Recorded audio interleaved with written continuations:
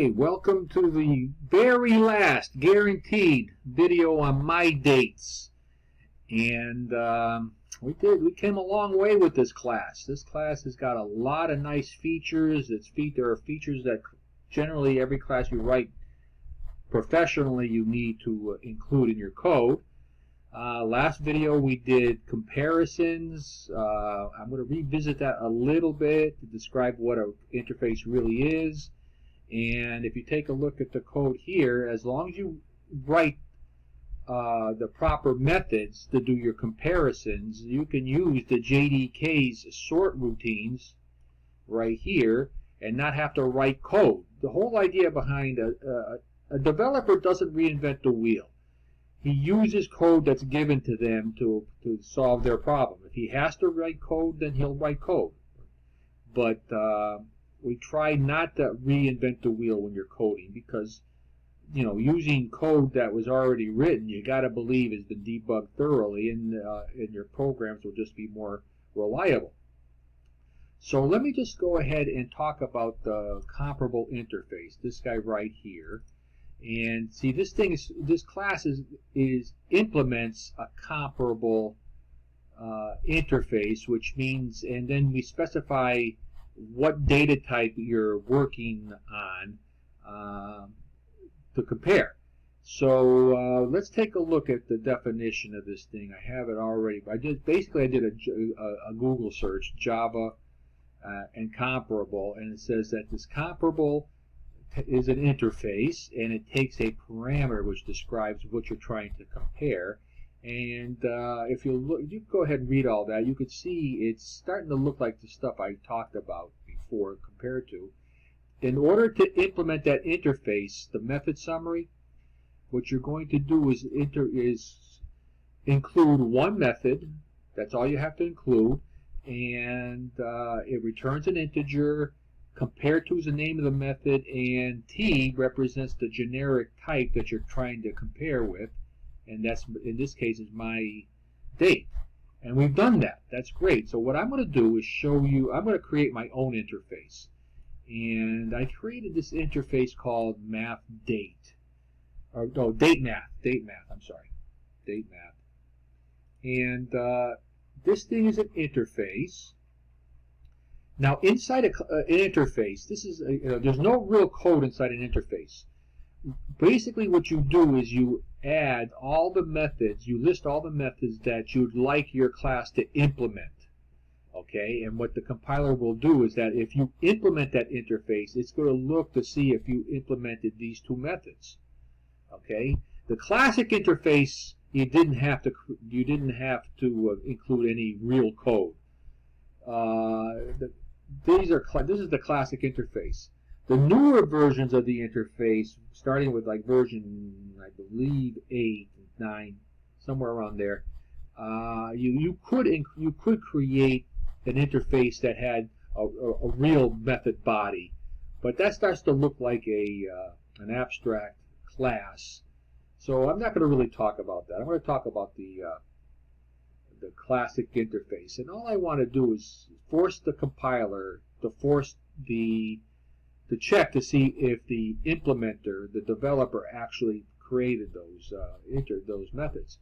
So here I have an interface, days between. The idea here is if I give you two dates, if I say x dot days between y, it's going to calculate the number of days that's between those two dates. Okay, and here's another one, days since 2000, which basically says, well, if I were to pass today's date, say x represents today's date, and I say x dot days since 2000, how many days have elapsed since the start of the millennium? So, okay, great. That's all you do. There's your class. Now, when you're dealing with an interface, remember, an interface is not a class. You cannot say new date math. That's not a class. You're going to get a compiler error.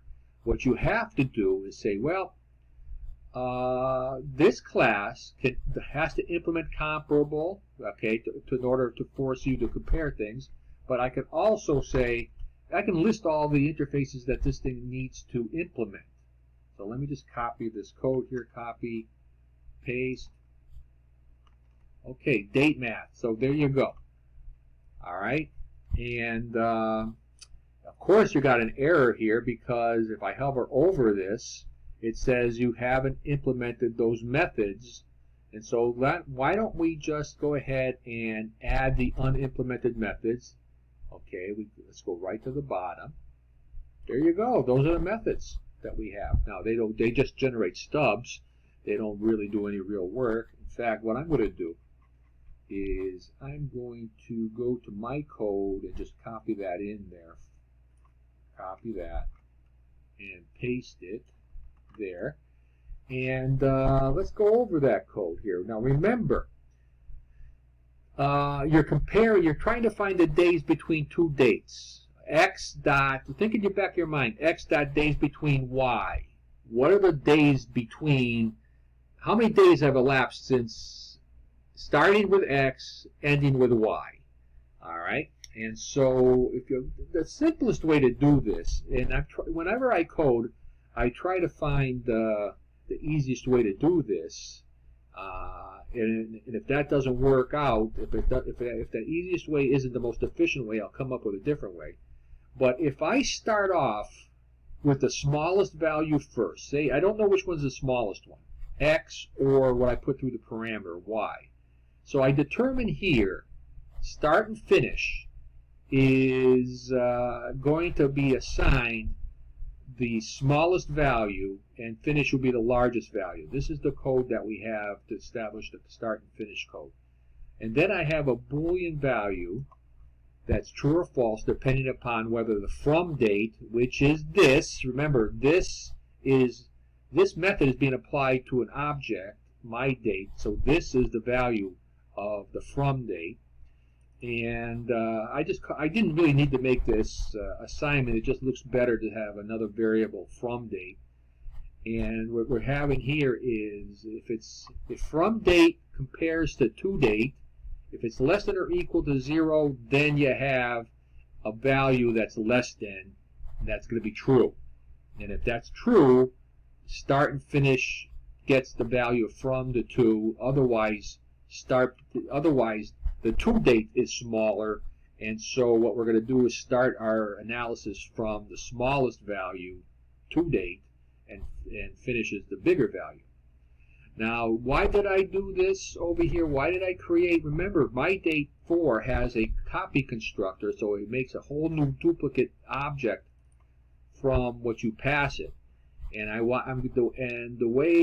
reason why I did that is because what I'm going to do is start counting from the start to the finish. Luckily, we have an equals method, right? So as long as start and finish does not equal each other, I'm going to add 1 to the start date, add it, and keep doing this. And eventually, since start's guaranteed to be smaller than or equal to finish, eventually you're going to get up to finish. Now, the problem is the start is going to point to an object, is going to change. If I didn't create a whole new object here, it's going to change the original object that was passed to it, and I don't want that to happen.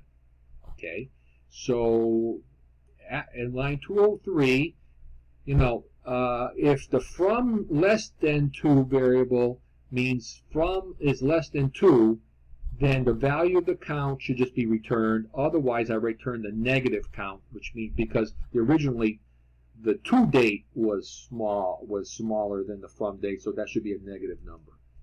There you go. That's the days between.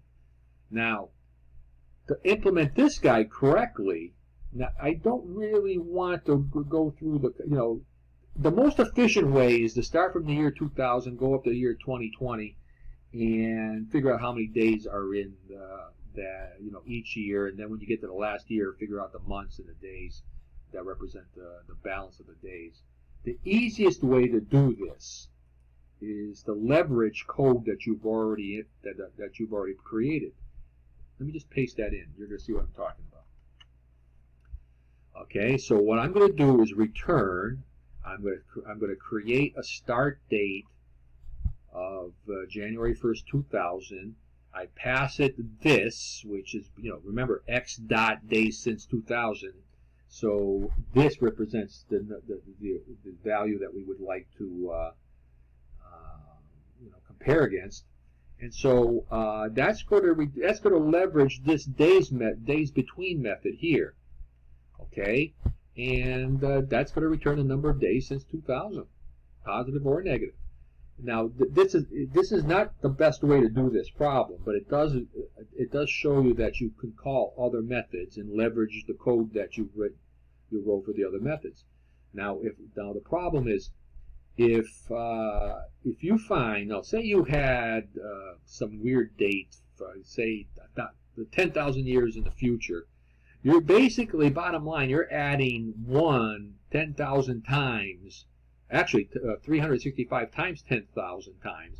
You're going to be incrementing quite a lot. That could be a slow process.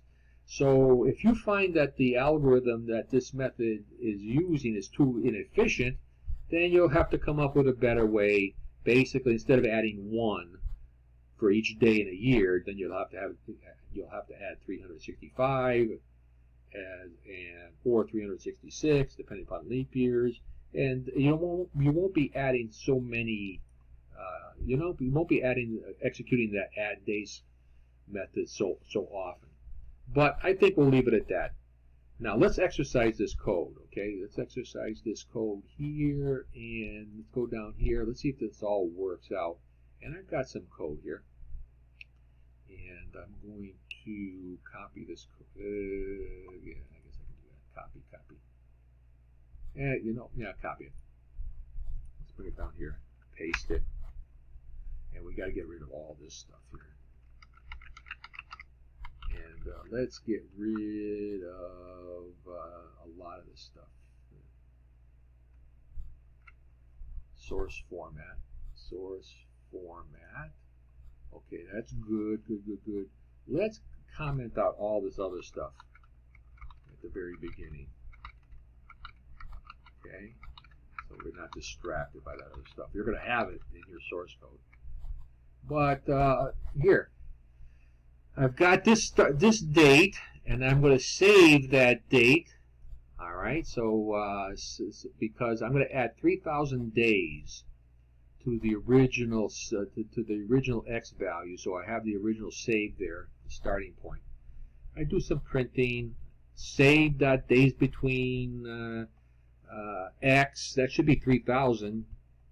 This number of days since 2000, I'm not sure. We're going to print out save. We're going to print out x, and let's forget about these last two prints for now. Let's go ahead and see what we got. And forgetting about the last two prints, that looks good. 3,000 days between these two dates since 2000. January 1st, 2000. There was 7,498 days. I checked that online. That works out well. Now, the last two prints, I want to show you something with interfaces. You can look at the variable dm. dm stands for date math. Okay, you cannot create a new date math because date math is an interface. But what you can do is assign to date math an object that implements the date math interface. So that's why that works. And what happens then is dm, if I go ahead, let me just go ahead and say dm dot, and you're going to see what it does. Basically, that you're going to be calling the methods that the compiler knows about through the interface. The only things that you have available are things that are defined inside the interface. Now, you know that save is a MyDate4, and it has, at this point, 15 different methods. You can't use those methods because dm is not a MyDate4. It's a date map. And so this assignment is correct because it does implement the date map interface, and it's guaranteed to have the two methods there. And you just have to be aware of that. So the only things that you can do on this object, a pointer to that object, is say days between and days since 2000. And you saw that when we ran this, Okay, we get the same numbers here for using the same objects. Okay, I think we're done. That's it, guaranteed. No more MyDate4s. Famous last words. No, seriously, I can't think of anything else I want to do with MyDate4. So we'll see you in the next video. Take care. Bye.